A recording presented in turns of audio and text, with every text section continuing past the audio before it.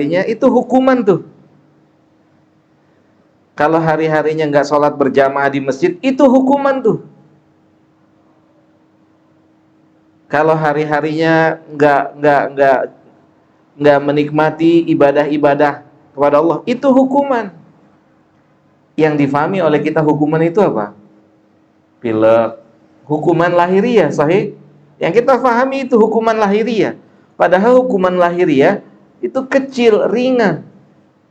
Tapi yang dahsyat, orang itu kalau dihukum batiniahnya sama Allah.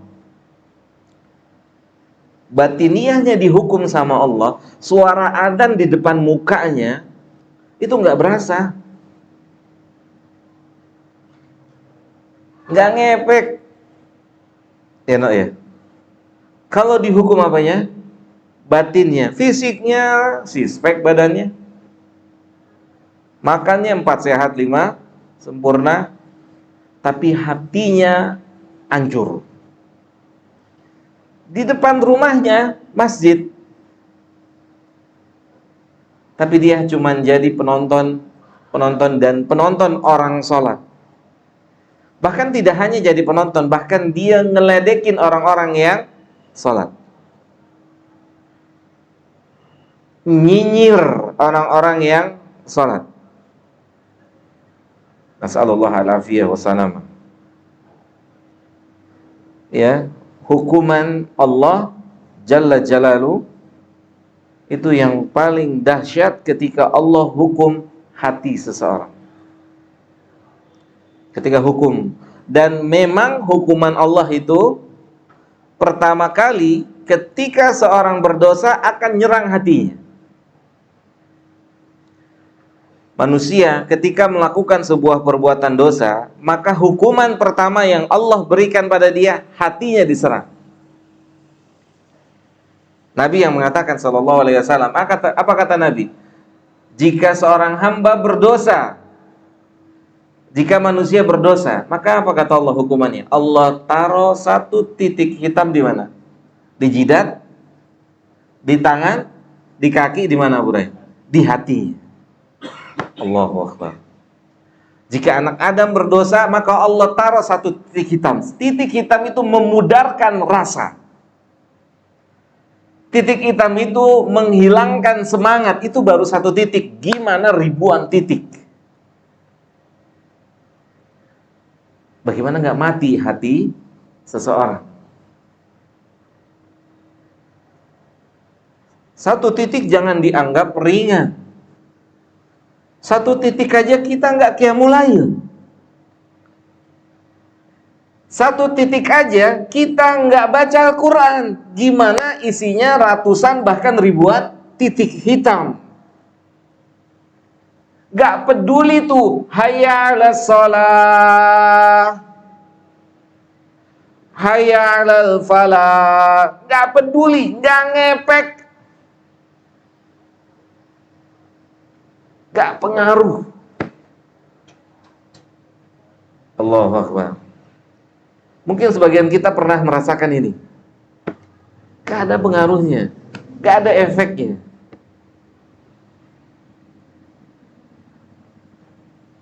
Ya, jelas ya. Allah, jadi hukuman Allah kepada kita manusia, ketika kita berdosa, yang pertama kali Allah serang apanya? Hati.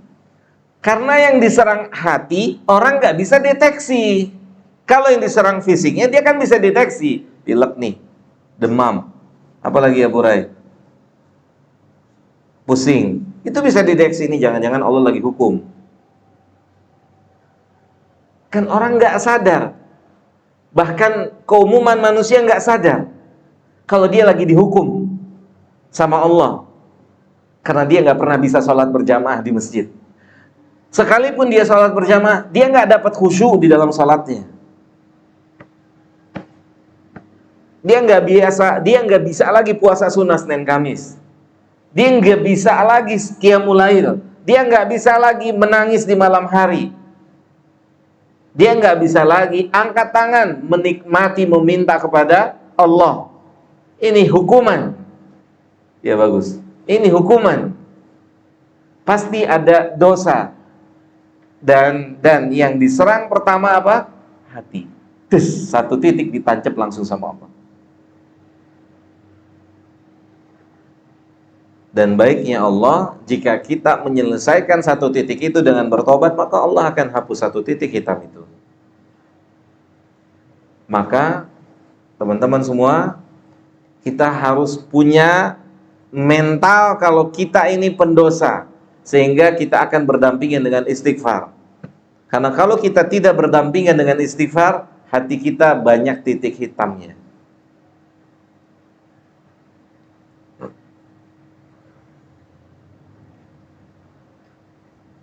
Jelas sampai sini ya? Lihat kata Allah. Kita lanjut perkataan Imam Sa'di. Lanjut. Hukuman untuk siapa? Kata Imam, liman a'rada an dzikrihi. Bagi orang yang berpaling dari Al-Quran, bagi orang yang berpaling dari hadis, bagi orang yang pernah menjadi penuntut ilmu ataupun belum menjadi penuntut ilmu. Allahu Akbar. Iya, dia nggak diserang, badannya sehat, keluarganya sehat, anak-anaknya sehat, istrinya sehat, rumahnya besar, kendaraannya banyak. Dia nggak diserang lewat situ, tapi Allah hantam lewat apa? Hatinya. Dihantam sama Allah hatinya. Dan nggak sadar. Nggak sadar.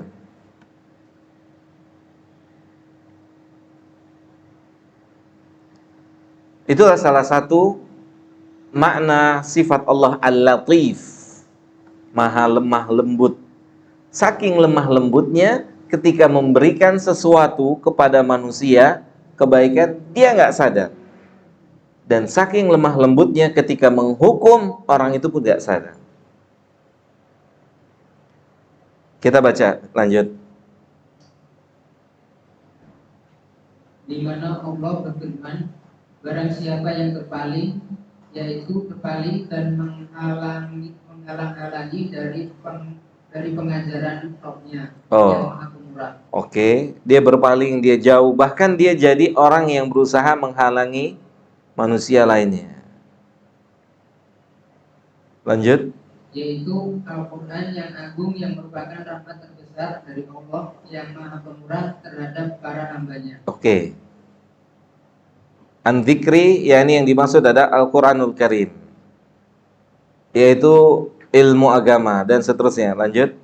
Di mana siapapun yang menerimanya berarti telah menerima pemberian terbaik serta mendapatkan tujuan dan keinginan terbesar. Dan siapapun yang berpaling dan menolaknya berarti ia amat merugi dan tidak akan mendapatkan kebahagiaan selamanya setelah itu. Abadan. Ngeri. Ini peringatan buat kita. Ngeri.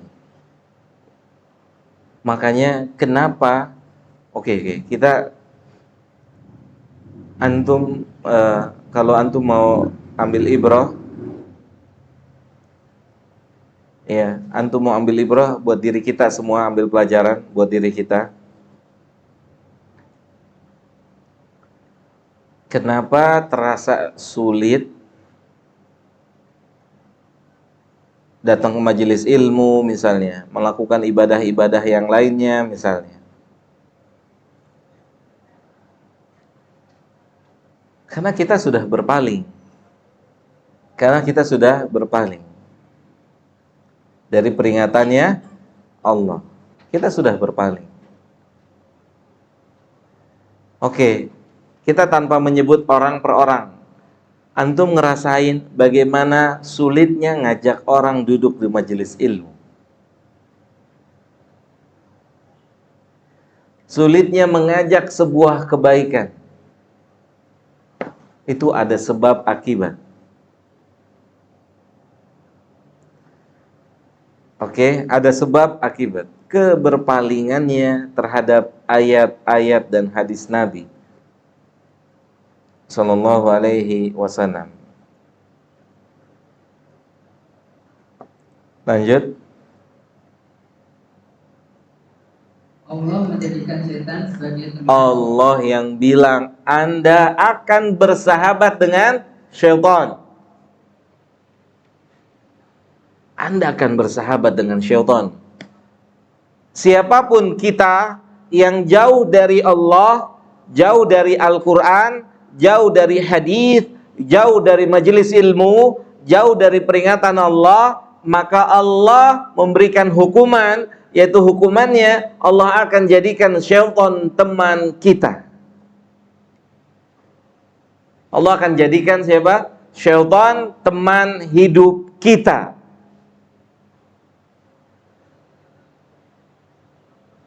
Ngeri. Lanjut. Allah menjadikan setan sebagai teman yang menyertainya, yang memberinya janji, memberinya angan-angan, dan menolongnya pada kemaksiatan. Tuh. Syaitan sulit dideteksi. Ngeri. Kata Allah, nuqayyid lahu syaitana wa huwa lahu qarin. Didampingi hidupnya dengan syaitan.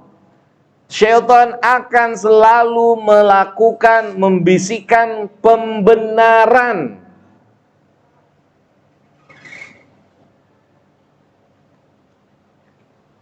Dia akan membisikkan seluruh perbuatan kita, membenarkan. Kan yang terbaik, teman terbaik bukan yang selalu membenarkan. Teman terbaik adalah yang meluruskan kekeliruan kita. Karena kita manusia, nggak mungkin semua yang kita ucapkan dan kita perbuat semuanya benar. Sahih nggak? Kita manusia. Pasti banyak keliru yang kita ucapkan, pasti banyak keliru yang kita perbuat. Kita manusia, sebagai ayah, sebagai bapak, kita manusia, pasti banyak salah. Tapi kalau sudah dipermainkan oleh syaitan, kita sudah jauh dari Allah, itu yang ada, kita harus berada di posisi yang selalu benar. Padahal belum tentu kita di atas kebenaran. Lanjut di ayat ke-37.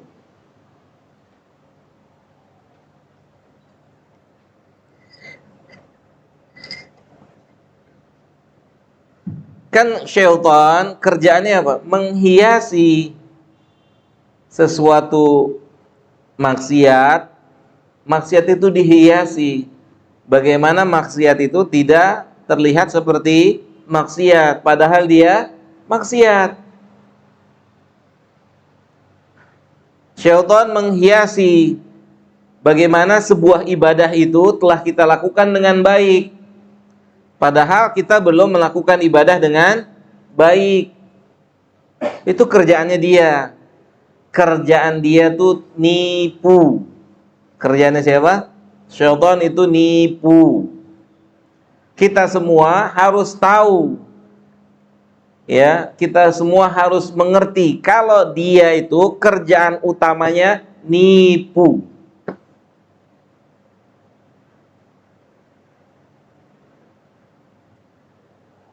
Dia akan kasih janji-janji palsu, janji-janji yang ujung-ujungnya nyesatin kita.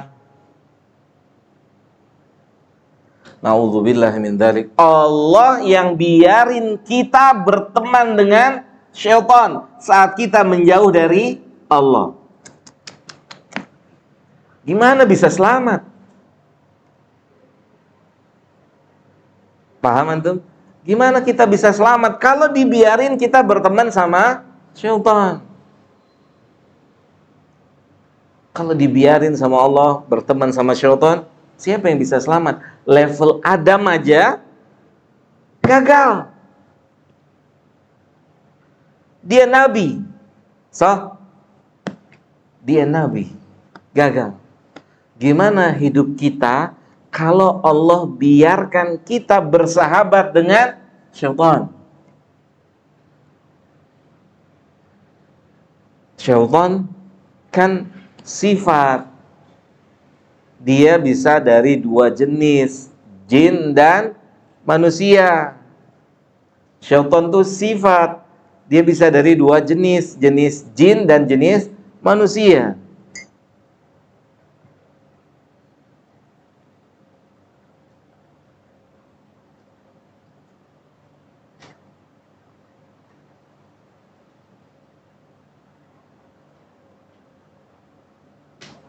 Dahsyat ya. Ngeri ya. Ngeri nggak Anwar ya? Ngeri. Berpaling dari Allah itu hidupnya berteman dengan syaitan. Dijadikan indah.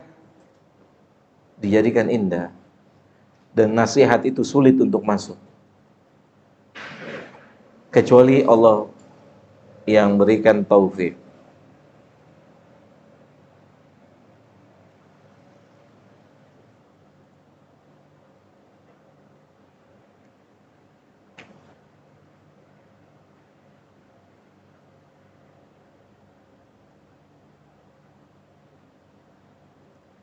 Kita disuruh oleh Allah menjauh dari perbuatan syaitan. Sahih ya? Ya ayyuhalladzina amanu, wahai orang-orang yang beriman, la tattakhidhu khutuwati syaitan. Jangan kalian mengikuti langkah-langkah syaitan. Ayat ini bahasanya Syekh apa tadi? Hukuman. Hukuman berarti kan nggak suka. Orang ketika memberikan hukuman, saya, antum ketika memberikan hukuman berarti ada satu perbuatan, tindakan yang kita nggak suka, maka dia harus dihukum. Dan hukuman Allah Subhanahu wa ta'ala, Allah biarin orang itu berteman dengan syaitan. Dibiarin tuh. Komunitasnya isinya syaitan. Dibiarin tuh dia bercimpung di situ. Kalau sudah berpaling dari Allah dan seterusnya. Teman-temannya manusia yang bersifat syaitan. Oh, ngeri. Nuqayyid lahu syaitana. Kami biarkan syaitan terus menyesatkannya. Dibiarin sama Allah. Gak ditolong sama Allah. Ngeri gak Joni? Dibiarin. Syaitan akan selalu membisikkan pembenaran. Ya.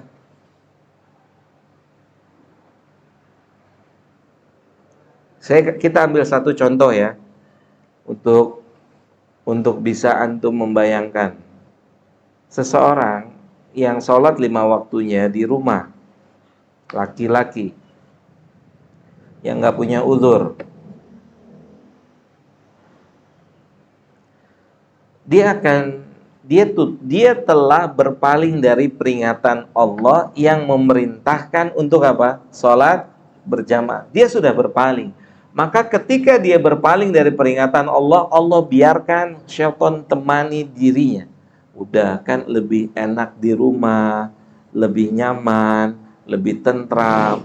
Kalau di masjid itu kan nggak ketahuan siapa sebelah kanan kita, siapa sebelah kiri kita. Bisa jadi dia belum mandi, bisa jadi baunya apek. Kalau di rumah kan sudah jelas. Itu dia bisikan itu. Maka kita pasti akan ketipu. Iya juga ya, benar juga ya, iya juga ya, benar juga ya. Itu salah satu bisikannya. Jelas? Udah gitu. Oh, syaitan tidak hanya berbisik untuk ngajak kita maksiat, tapi syaitan juga membisiki kita dalam beribadah.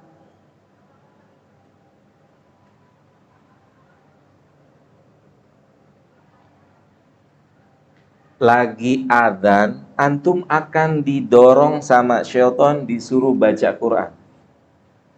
Dan antum yang nggak ngerti, antum akan ketipu kalau antum sedang dijebak sama syaitan. Padahal adzan itu syariatnya bukan baca Quran, tapi menjawab suara adzan. Paham?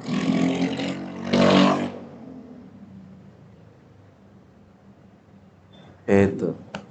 Namanya juga tukang tipu, tukang gocek. Tukang gocek. Tukang gocek itu, ya tukang gocek itu tukang tipu. Saya enggak, tukang gocek itu tukang tipu dan sulit untuk dideteksi. Namanya juga tukang gocek, namanya juga tukang tipu, ya. Apa kata Allah dalam ayat yang lain?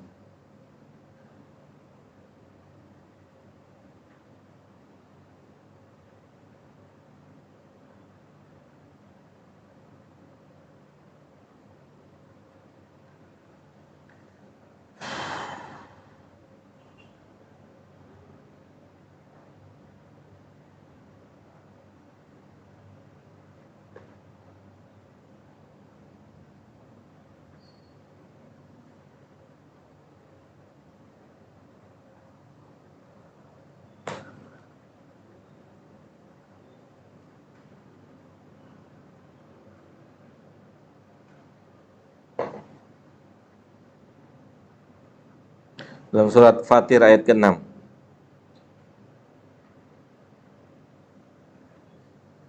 Subhanallah. Surat Fatir ayat ke-6.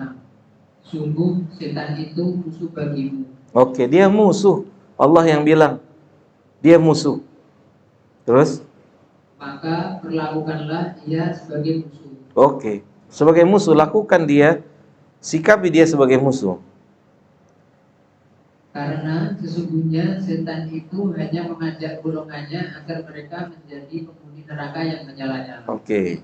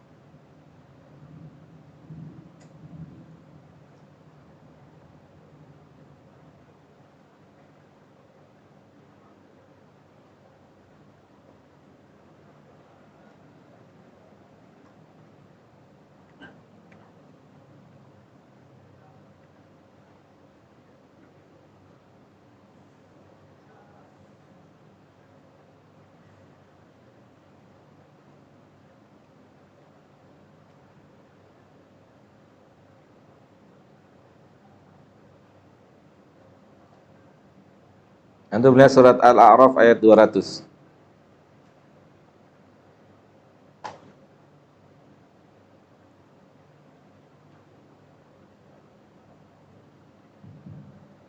Surat Al-A'raf ayat 200. Dan jika setan datang menggodamu, maka berlindunglah kepada Allah. Sungguh Dia Maha mendengar, Maha mengetahui.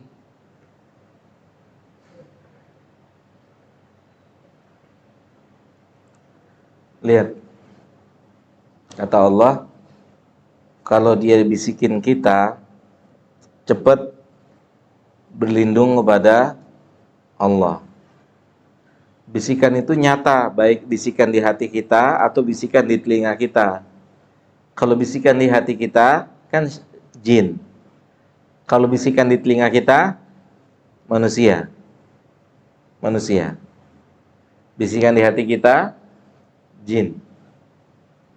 Bisikan di telinga kita, manusia. Kalau kita sudah jauh dari Allah, kita pasti nggak terima. Nggak terima nasihat. Bahkan membela habis-habisan syaitan. Membela habis-habisan syaitan. Syaitan akan menghiasi. Kita akan menjadi pembelanya. Karena sudah Allah biarin.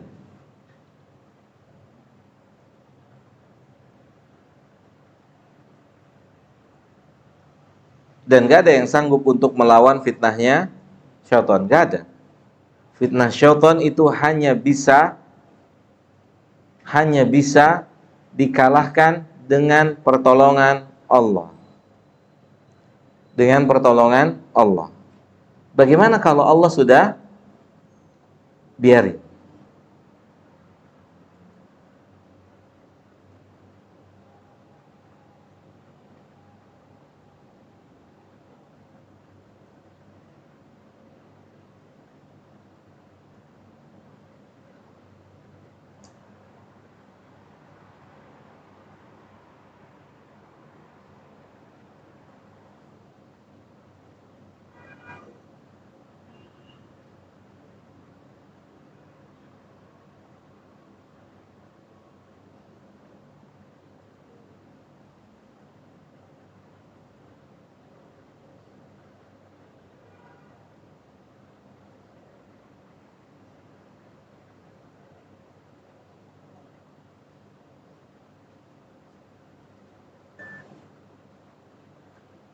Oke, jelas?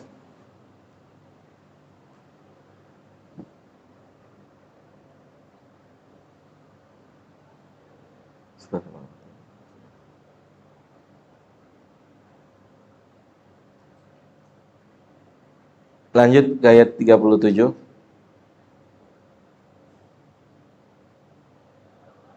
Surat Az-Zukhruf ayat 37, tafsir As-Sa'di.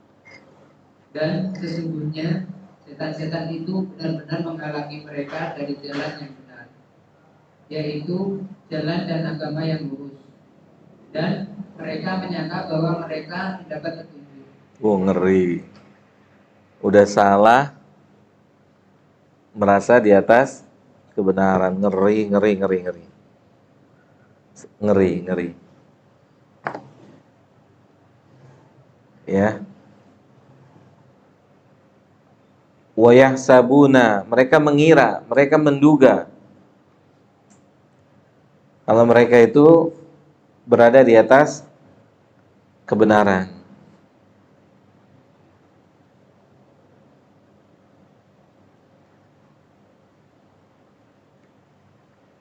Subhanallah.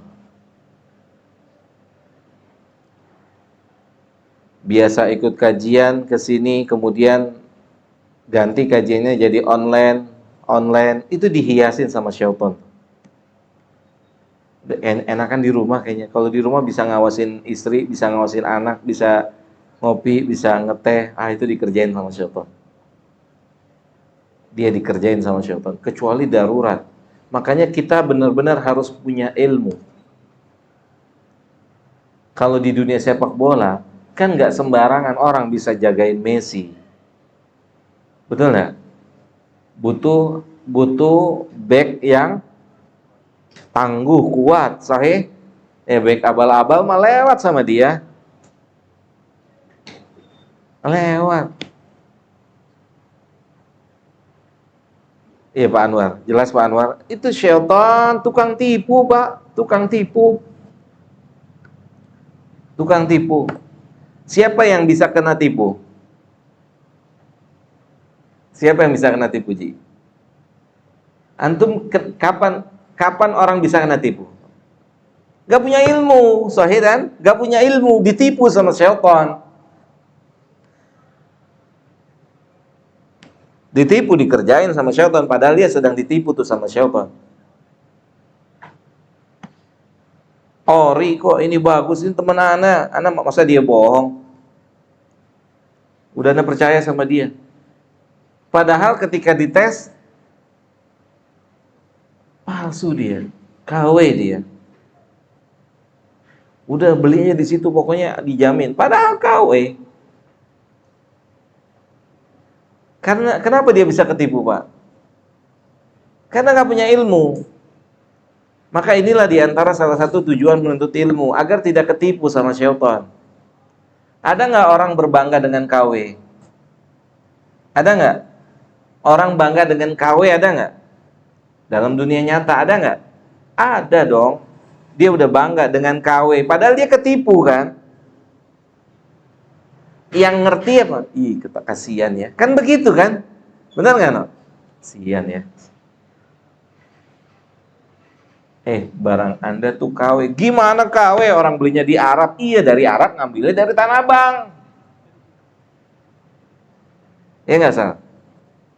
Paham Anda maksudnya?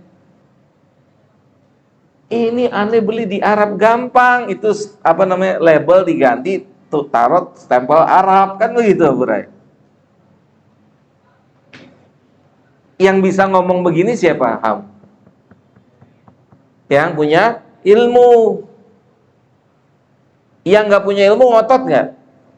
Ngotot nggak? Ngotot dia. Dia bela tuh habis-habisan tuh.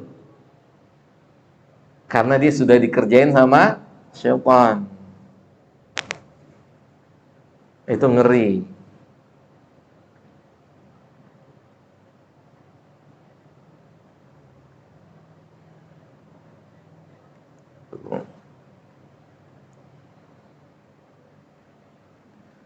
Jadi di antara tujuan kita belajar, kita ingin punya ilmu. Dengan ilmu itu kita mohon taufik. Semoga kita nggak ketipu sama syaitan.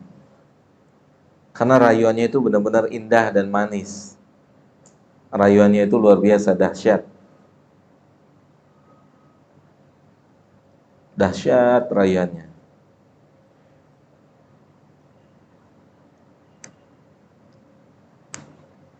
Lanjut Cuk, ayat ke-39 Cuk.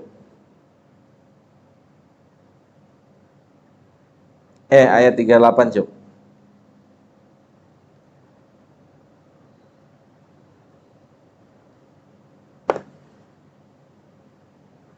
Surat Az-Zukhruf ayat 38. Sehingga apabila orang-orang yang berpaling itu datang kepada kami pada hari kiamat, dia berkata, aduhai, semoga jarak antaraku dan kamu seperti jarak antara masyrik dan maghrib. Maka setan itu adalah sejahat-jahat teman yang menyertai manusia. Nah,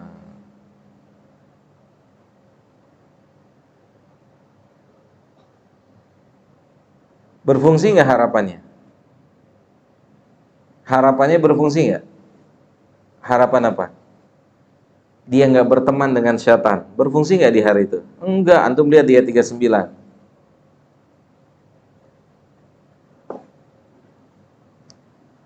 Harapanmu itu sekali-kali tidak akan memberi manfaat kepadamu pada hari itu, karena kamu telah menganiaya dirimu sendiri. Sesungguhnya kamu bersekutu dalam azab itu. Kan udah dikasih tahu, jangan berteman sama dia. Kan sudah dikasih tahu, jangan di situ. Kan sudah diperingatin. Gitu.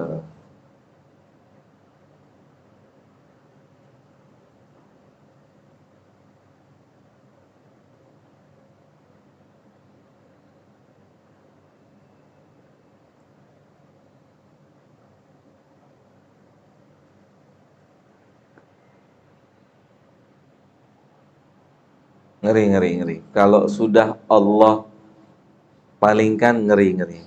Lihat. Hak prerogatif Allah gak bisa diganggu gugat kalau Allah sudah palingkan manusia. Ngeri. Antum lihat ayat ke-40.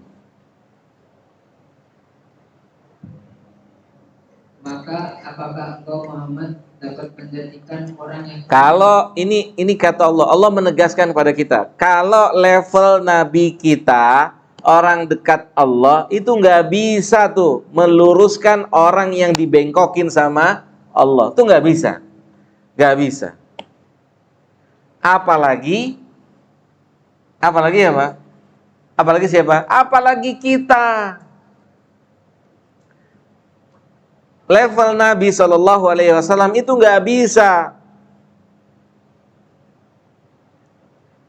Dia tuli nggak? Dia tuli atau tidak? Tuli apa enggak? Budak nggak? Enggak. Ini kiasan dari Allah. Dia dengar, tapi seperti orang tuli. Dia dengar tuh, hayya 'alas shalah, hayya 'alal falah. Allah katakan mereka tuli. Padahal hakikatnya kupingnya normal. Ngeri ya. Kata Allah apa? Apakah antum Muhammad Nabi kita tercinta kalau atau bisa membuat orang yang ditulikan sama Allah bisa mendengar? Allah nggak bisa. Nggak bisa. Lanjut Cuk.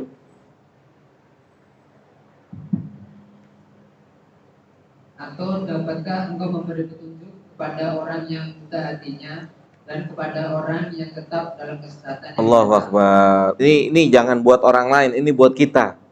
Jangan kita bilang si fulan kayaknya kena ayatnya. Jangan, ini peringatan buat kita agar kita nggak masuk ke sini. Jangan kita tembak orang lain, tapi kita ayat ini jadikan peringatan buat kita. Jelas sampai sini?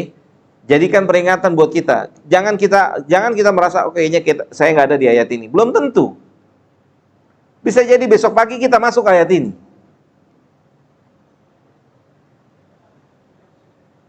Bisa jadi nanti malam kita masuk ayat ini.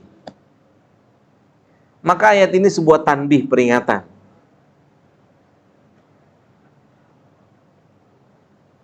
Allah analogikan tuli. Apakah engkau, Nabi kita SAW, itu nggak bisa. Kalau ada orang yang telah ditulikan sama Allah, ditulikan, dibutakan, kias. Gitu. Lihat kok tadi orang-orang ke masjid, oh iya pada ke masjid ya. Nah, kayak orang buta. Ngeri. Ya, Medi. Ngeri nggak? Ngeri. Ya, Fikri. Ngeri.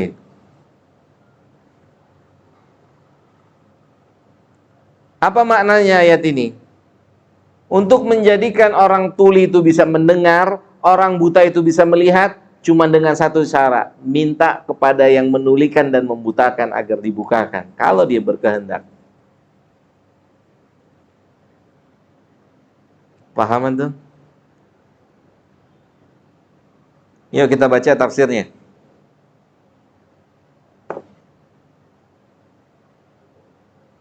Ayat ke-40, Cok. Surat Az-Zukhruf ayat 40 tafsir As-Sadi. Allah berfirman kepada Rasulnya,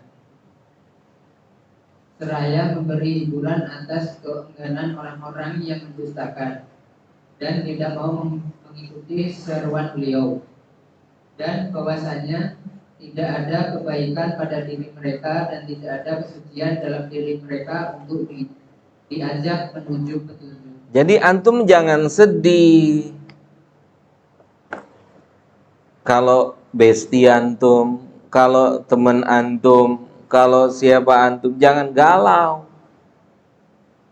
Dia nggak nguntungin agama ini. Dia juga nggak buat agama ini jadi bagus dengan dia masuk Islam, dengan dia bertobat, dengan dia baik. Enggak, kata Allah menghibur. Udah nggak apa-apa, masih banyak orang yang mau mendapatkan hidayah. Jangan fokus aja sama orang ini. Lanjut. Maka apakah kamu dapat menjadikan orang-orang yang tuli bisa mendengar, yaitu orang-orang yang tidak mendengar, atau dapatkah kamu memberi petunjuk kepada orang yang buta, yakni orang-orang yang tidak melihat? Ataukah engkau bisa memberi petunjuk pada orang yang tetap dalam kesesatan yang nyata, yaitu terang dan jelas karena ia mengetahui kesesatan tapi ridho dengannya?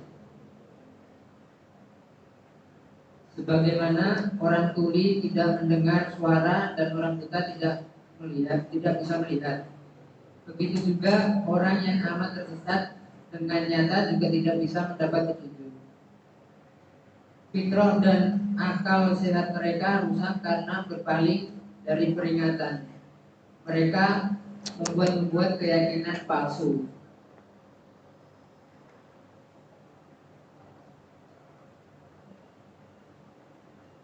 Oke.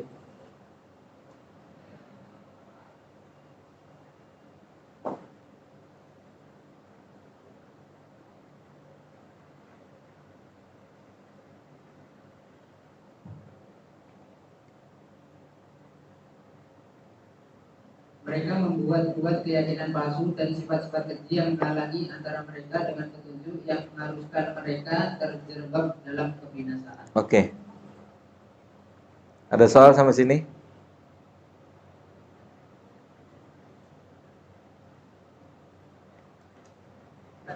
Silakan.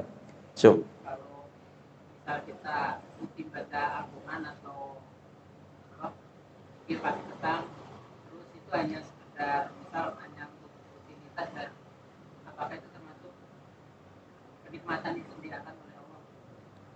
Kalau nggak ada rasanya iya. Kan ibadah punya rasa. Gitu. Dia akan jadi rutinitas yang hambar tanpa rasa. Seorang penikmat, antum yang paling antum nikmati dalam hidup ini apa? Makan, olahraga, apa? Penikmat olahraga misalnya.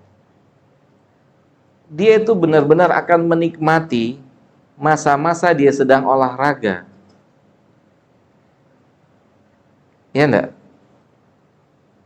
Benar-benar detik demi detiknya, menit demi menitnya dia nikmati.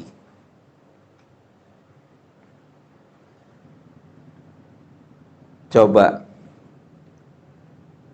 antum lihat orang yang tidak menikmati saat olahraga. Apa yang terjadi? Biasa aja buat dia, nggak ada kesannya. Sahih enggak? Nggak ada apa-apa. Dan gak terulang lagi. Dan penikmat itu sulit untuk berpisah dengan yang dinikmatinya. Iya kan? Saya enggak. Penikmat itu sulit untuk dipisahkan.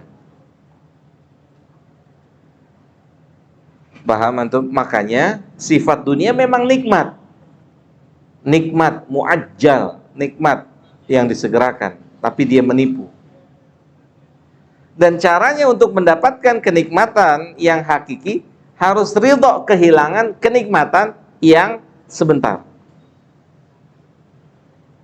Paham antum? Harus ridho. Karena orang yang mau mendapatkan suatu kebaikan, suatu kemenangan, dia harus melalui letih, payah, susah. Itu yang harus dia peroleh. Baru dia bisa menggapai sesuatu. Ya enggak? Lihat nih. Orang yang puasa, kata Nabi, farhatan. Ada 2 kebahagiaan. Antum enggak puasa, sama-sama duduk bareng, makan kurma, minum air putih. Kan perasaan antum yang enggak puasa tuh beda saat antum sedang puasa. Walaupun orang nggak tahu kalau antum nggak puasa, tapi antum nggak bisa bohongin diri antum, ya enggak? Sahih? Nggak bisa, karena Allah nggak kasih rasanya. Rasa itu hanya untuk orang yang puasa. Paham Icuk? Begitu. Jadi bagaimana kita bangun punya rasa? Ibadah ini punya rasa. Bagaimana kita bangun rasa ini saat beribadah pada Allah?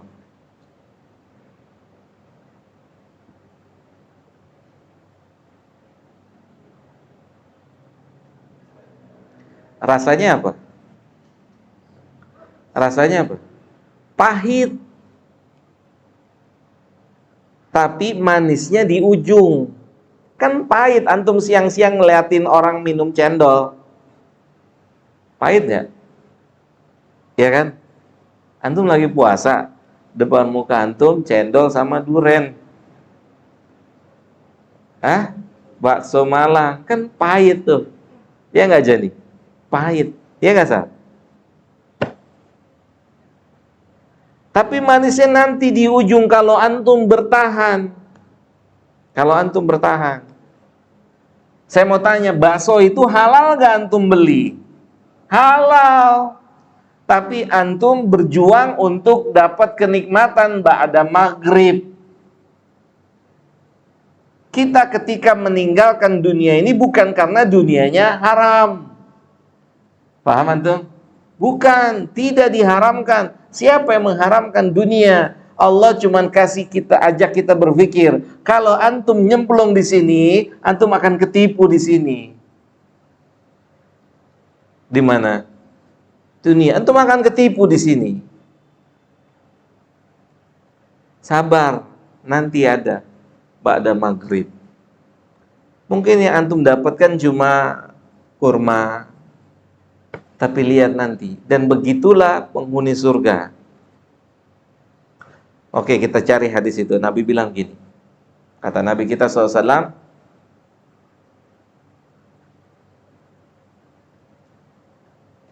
hujibatin nar bisyahawat.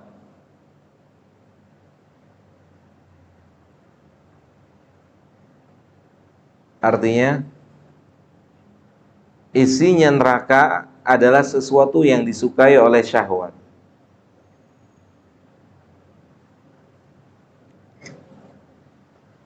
Ketemu enggak? Wa hujibatil jannah, dan isinya surga yang enggak disuka sama syahwat.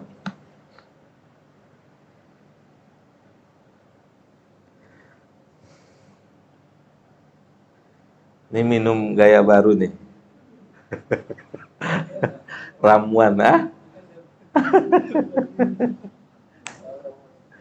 Ada 4 lagi, 4 botol itu, 4 gelas. Ketemu nggak hadisnya? Buat kita yang punya cita-cita surga, nih lihat nih hadis ini.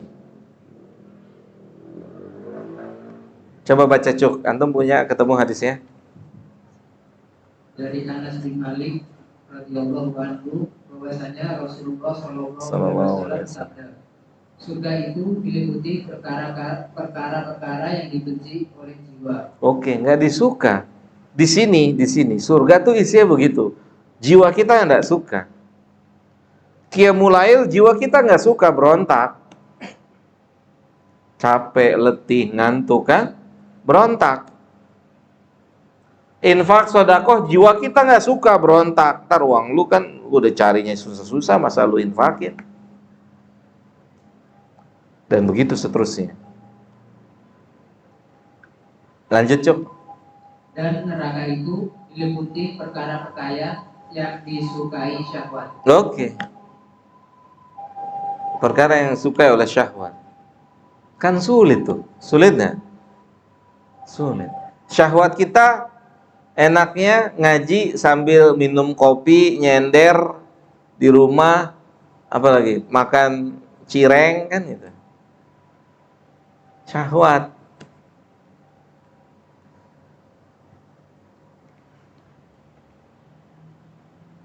Ya. Jelas, Jok? Supaya ibadah yang rutinitas itu biar terasa nikmat. Minta sama Allah. Berusaha minta terus sama Allah. Ya, kemudian banyak berzikir. Minta sama Allah. Bilang sama Allah. Ya. Dan dia nggak instan, dia butuh waktu. Dia butuh waktu. Karena Allah akan lihat kesungguhan kita.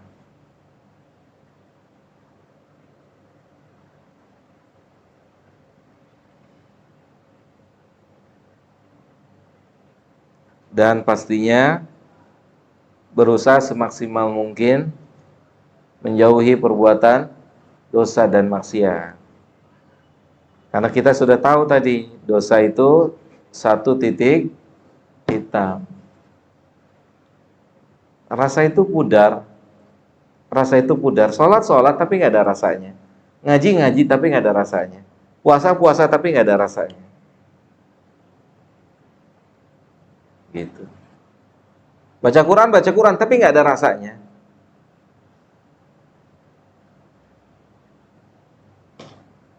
Itulah salah satu efek dari STMJ, sholat terus maksiat jalan. Kalau STMJ mah enak ya. Susu, telur, madu, jahe. Tapi kalau maknanya sholat terus maksiat jalan, nah itu. Sholat nggak ada rasanya, puasa nggak ada rasanya, zakat nggak ada rasanya, ibadah nggak ada rasanya. Nikmat itu nggak ada. Capek. Tapi kalau nikmat enak, betul nggak? Capek, capek. Tapi kalau nggak nikmat sengsara. Baru hari pertama Ramadan udah tanya Lebaran berapa hari lagi. Baru hari pertama. Beduk maghrib juga belum. Berapa hari lagi Ramadan?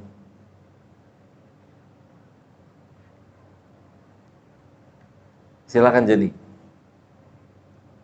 Nyambung dengan yang tadi karena rasanya itu juga yang kita selama ini kan aja otaknya dia dari tahun sampai istighfar tapi memang tidak ada perasaan. Mana ada itu kan cuma baca istighfar doang itu baru dapat rasa. Sebenarnya dia itu bisa baca itu apakah lebih baik itu? Ya, rasa itu penting. Rasa itu ada. Ya.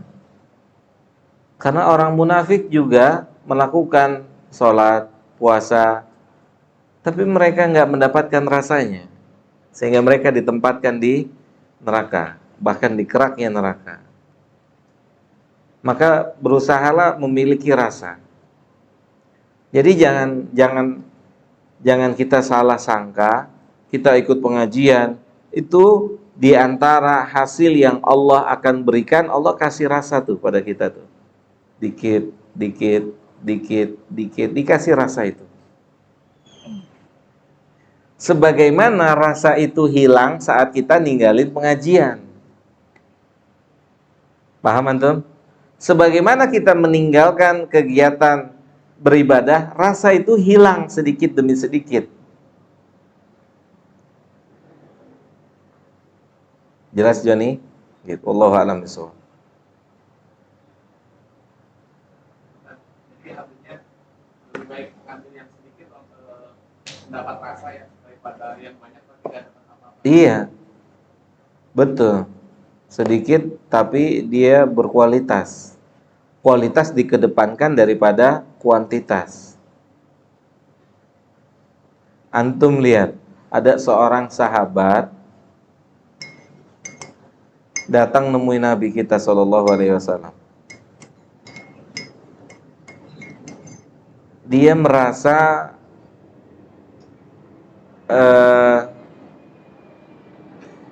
dia ngecilin dirinya sendiri.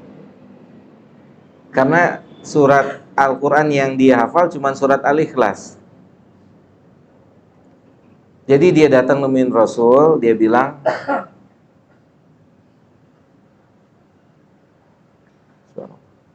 apa? Saya kalau Qiyamul Lail itu cuma Al-Fatihah dan Al-Ikhlas di setiap rakaat. Qiyamul Lail tuh. Jadi dia ngerasa ini, aduh kayaknya apa? Kayaknya amal ini ringan banget, kecil banget gitu. Allahu Akbar. Dia datang nemuin Nabi SAW. Apa kata Nabi SAW? Antum jangan merasa kecil. Antum cari hadisnya. Nabi bilang, Al-Ikhlas itu hitungannya 1/3 Al-Quran. Allahu Akbar. Al-Ikhlas itu sebanding dengan 1/3 Al-Quran. Siapa yang sanggup Qiyamul Lail baca 1/3 Al-Quran? Paham antum? Antum baca Al-Ikhlas itu seolah-olah antum telah membaca 1/3 Al-Quran. Dahsyat ilmu. Paham? Ada Joni ketemu hadisnya?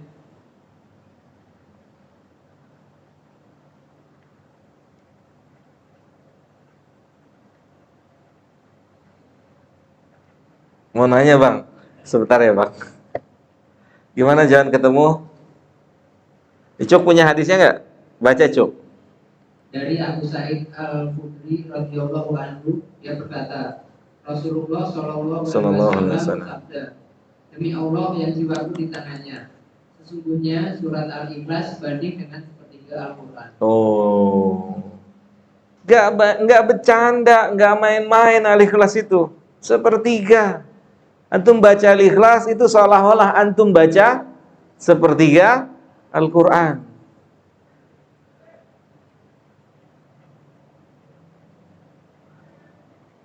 Jangankan sepertiga, 10 halaman juga diantara kita mungkin belum hafal. Sahih nggak sih? Benar nggak? 10 lembar aja mungkin belum hafal. Apakah ini bukan namanya keistimewaan dan rahmat dari Allah? Apakah Al-Ikhlas itu mau dikecilin?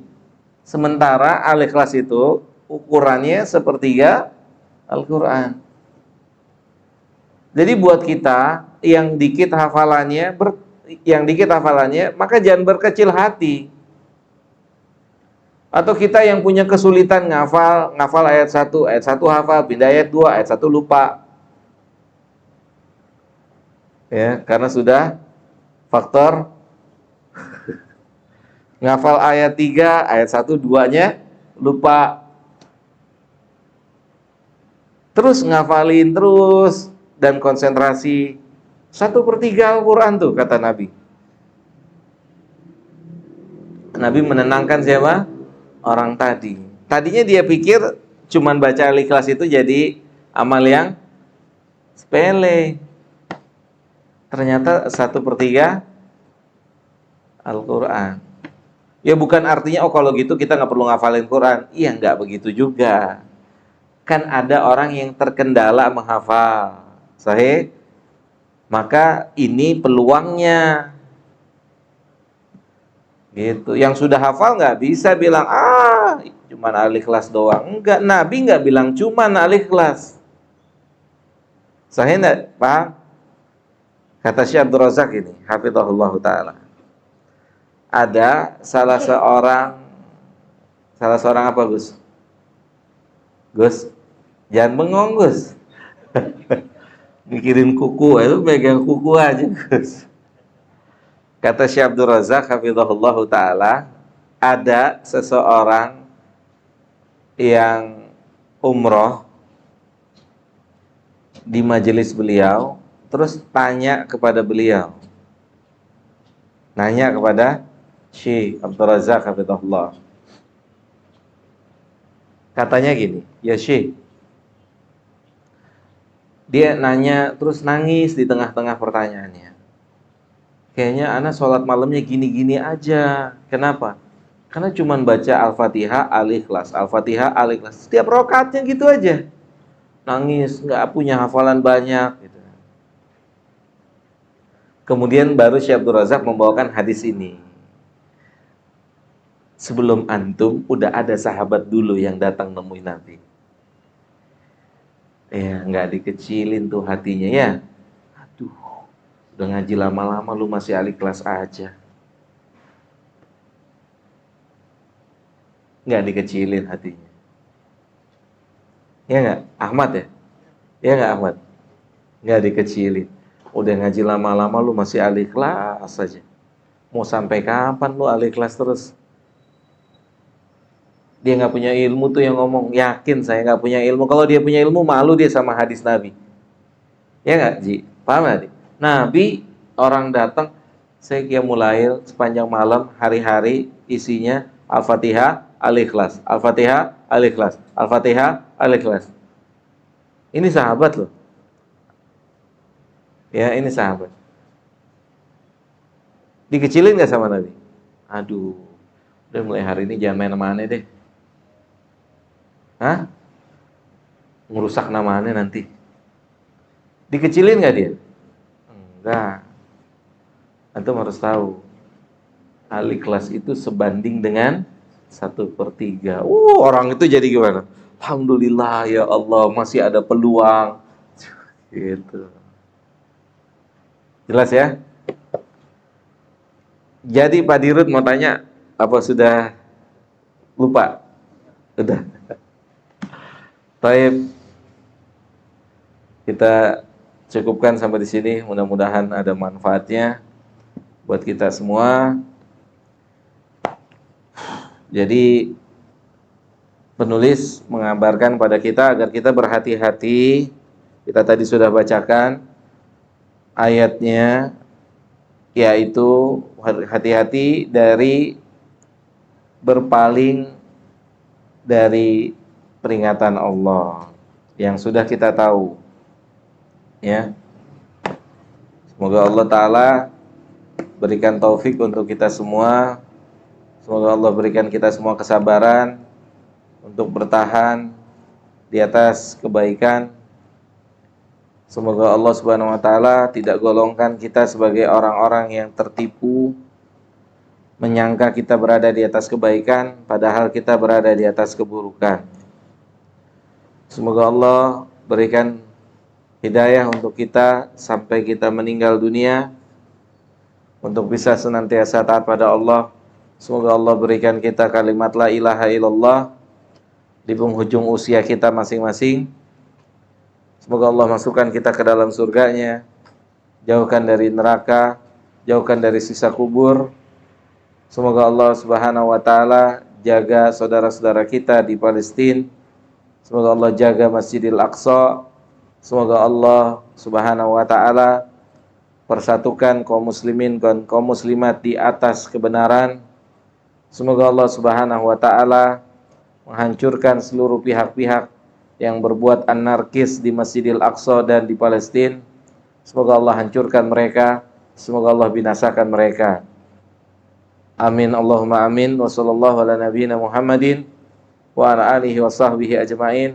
Subhanakallahumma bihamdika asyhadu an la ilaha illa anta astaghfiruka wa atubu ilaika. Assalamualaikum warahmatullahi wabarakatuh.